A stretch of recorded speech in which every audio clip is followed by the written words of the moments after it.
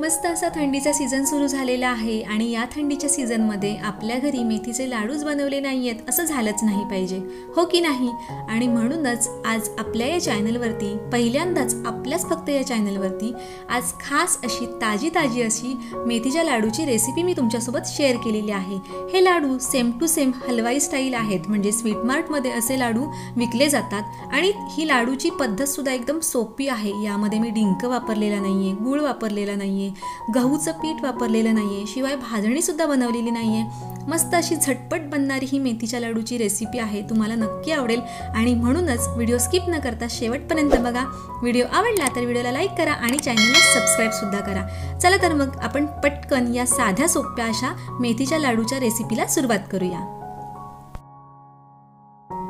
तर इथे सगळ्यात आधी मी 50 ग्रॅम मेथी घेतलेली आहे। खरं तर 1 किलोच्या प्रमाणासाठी बरोबर आपल्याला 50 ग्रॅम मेथी लागणार आहे, पण आपण ज्या प्रमाणात लाडू बनवतोय त्या प्रमाणासाठी बरोबर 20 ग्रॅमच मेथीची पावडर लागणार आहे। पण मेथीची पावडर 20 ग्रॅम आपण मिक्सरमध्ये दळली तर ती दळली जात नाही, म्हणून मी इथे 50 ग्रॅम मेथी घेतलेली आहे। ही मेथी भाजताना आपल्याला गॅसची फ्लेम हाय ठेवायची आहे, कढई तापून घ्यायची आहे। कढई तापली की गॅस पूर्णपणे बंद करून टाकायचा आहे आणि बंद केल्यानंतरच आपल्याला ही मेथी या कढईमध्ये भाजून घ्यायची आहे। फक्त 2 ते 3 मिनिटं ही आपल्याला मेथी भाजून घ्यायची आहे। मेथीचा रंग अजिबात बदलू द्यायचा नाही, त्याने मेथीला आणखीन कडवटपणा येतो।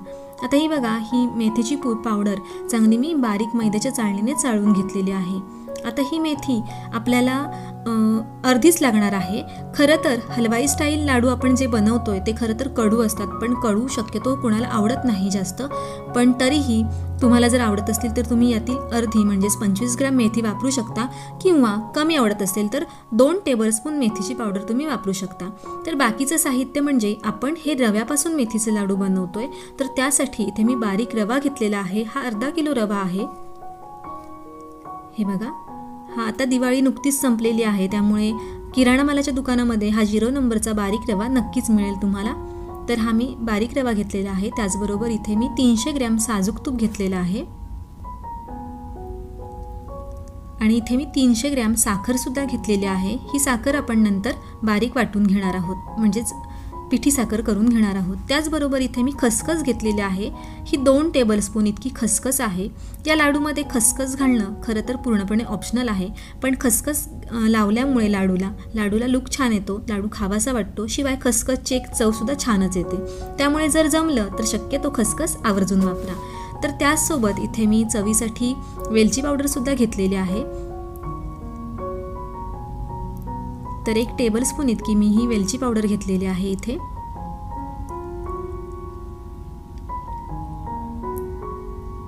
आणि अगदी 2 चिमटी मीठ घेतलेलं आहे, म्हणजेच अगदी पाव टेबलस्पून मीठ घेतलेलं आहे चवीसाठी। तर आता हे सगळं साहित्य मी इथे एकत्र घेतलेलं आहे, म्हणजे नंतर गडबड होत नाही। तुम्ही सुद्धा अशा पद्धतीने सगळं एकत्र घेऊन ठेवा। आता हा रवा जो आहे तो मी मिक्सरमधून बारीक करून घेणार आहे।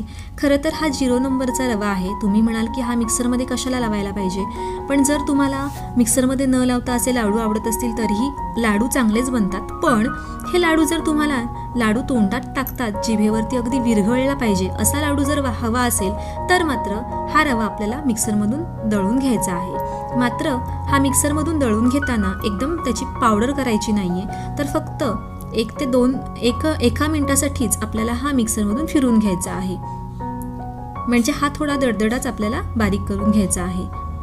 तर हे बघा, आता मी बारीक करून घेतलेला आहे आणि हाताला एकदम सॉफ्ट लागतो, म्हणजे तुम्ही फरक सुद्धा बघू शकाल की 0 नंबरचा बारीक रवा हातात घेऊन बघा आणि हा मिक्सरमधून दळून घेतलेला रवा बघा, तर त्यामध्ये थोडा फरक हा हाताला आपल्याला जाणवतोच। आता मी हा रवा बारीक केलेला एका प्लेटमध्ये काढून घेते।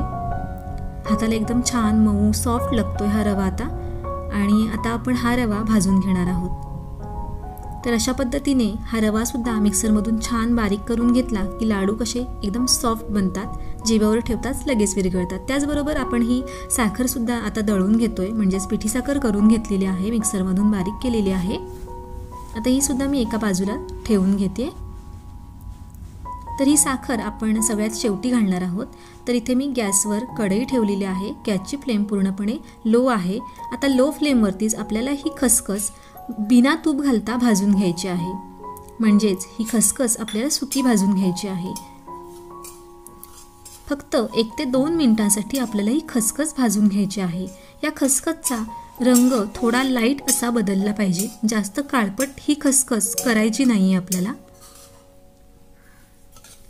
तर हे बघा, आता खसखसचा रंग थोडा बदललेला दिसतोय. तर आता ही खसखस मी या वाटीमध्ये काढून घेते.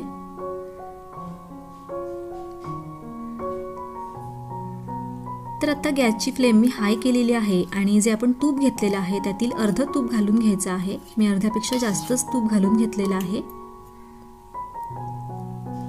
आता मात्र हे जे तूप आपण कढईमध्ये ओतून घेतलेलं आहे ते चांगलं तापलं पाहिजे. म्हणजे अगदी थंड किंवा नॉर्मल टेम्परेचरचं तूप तापलेलं नसलं पाहिजे, चांगलं तापलेलं पाहिजे.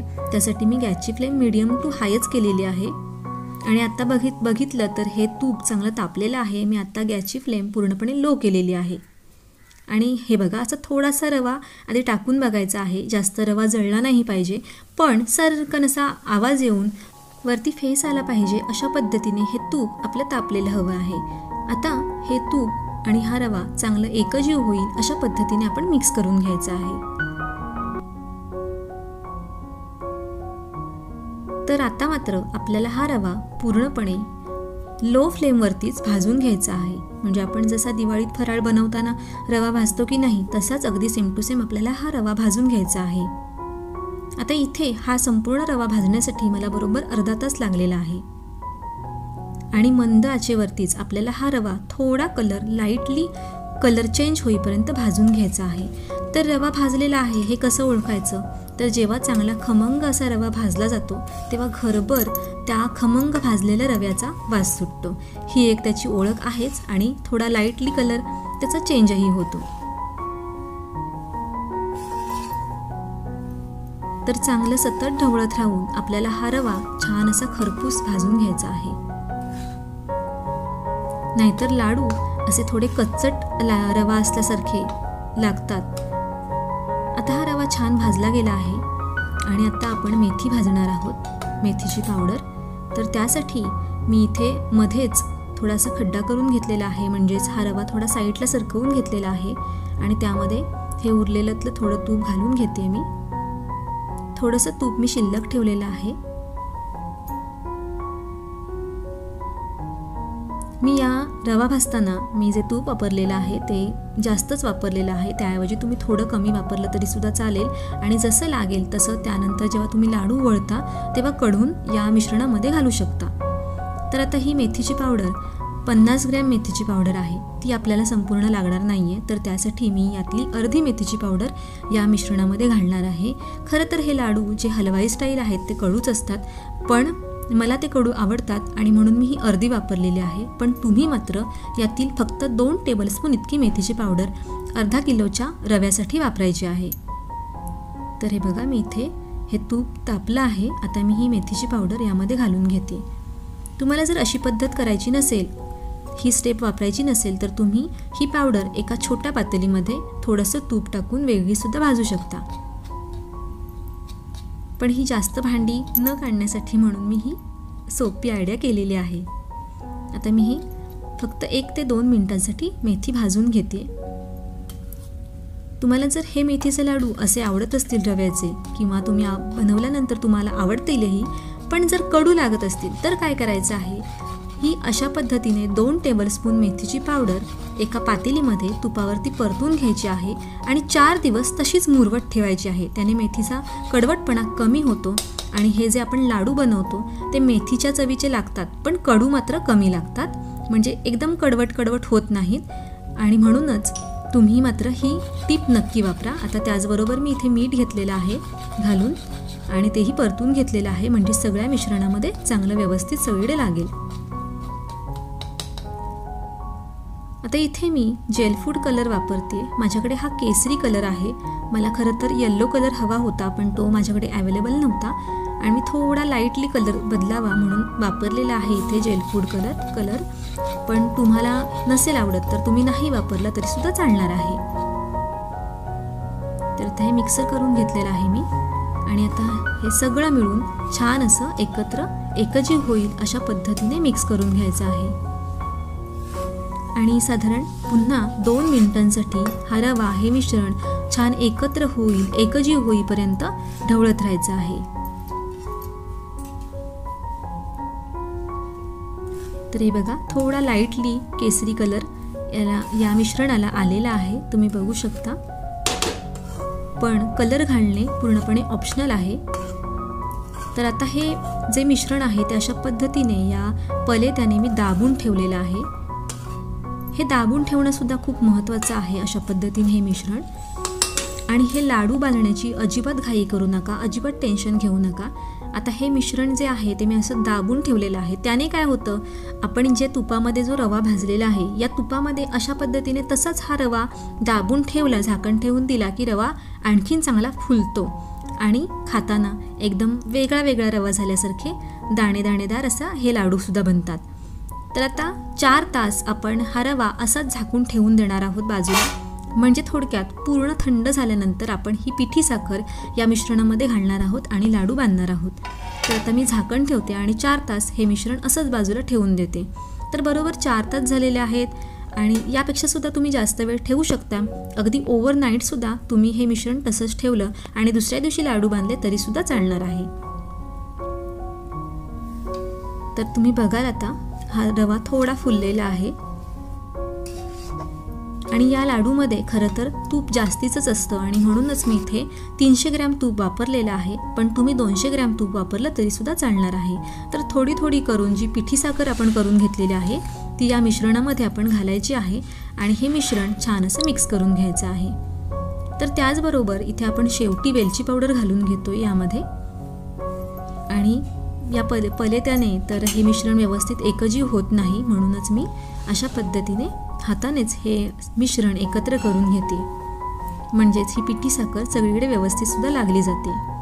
उरलेली साखर सुद्धा मी आता घालून घेतलेली आहे आणि मिश्रण छान एकजीव करून घेतलेलं आहे आणि आता लाडू वळणार आहे, बांधून घेणार आहे. तर त्यासाठी आपण जी ही खसखस भाजून घेतलेली आहे ती एका पसरट प्लेटमध्ये काढून घेतलेली आहे, जेणेकरून ती आपण लाडूला जेव्हा लावणार आहोत तेव्हा ती व्यवस्थित लागेल. आता हे लाडू शक्यतो छोट्या साईजचे छान दिसतात, पण तुम्ही तुमच्या आवडीनुसार छोटी किंवा मोठी साईज बनवू शकता. तर इथे मी अगदी लिंबाच्या आकारा एवढी लाडूची साईज केलेली आहे आणि हा लाडू अगदी अलगद बांधला जातोय. असा हाताला वरती छान असा खेळवायचा आहे. हे लाडू बांधताना अजिबातच कष्ट पडत नाहीत, अगदी साधं सोपं असं हे काम आहे. तर हा बघा एकदम छान असा गोल लाडू झालेला आहे. आता ही खसखस मी यावरती लाडूला लावून घेते. हे लाडू खसखस लावल्यामुळे दिसतातही छान आणि खसखस लाडू खाताना खसखसची चवसुद्धा छान लागते. तर अशाच पद्धतीने मी बाकीचे लाडूसुद्धा बनवून घेते.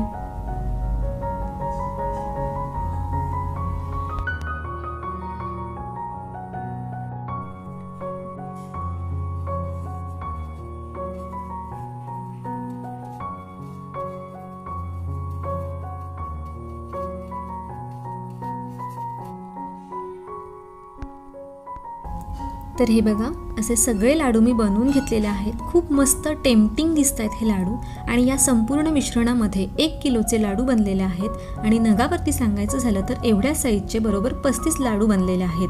त्यामुळे पाहुण्यांकडे जाताना बिस्किट पुडा नेण्याऐवजी यावेळेला असे रव्याचे मेथीचे लाडू बनवून नक्की न्या. तुम्हाला हा व्हिडिओ कसा वाटला हे मला कमेंटमध्ये नक्की सांगा. आणि हे बघा आता मी हा लाडू तोडून दाखवते. अगदी अलगद सॉफ्ट असा हा लाडू आहे, अलगद तोडला जातोय आणि आतून रवासुद्धा थोडा फुललेला दिसतोय.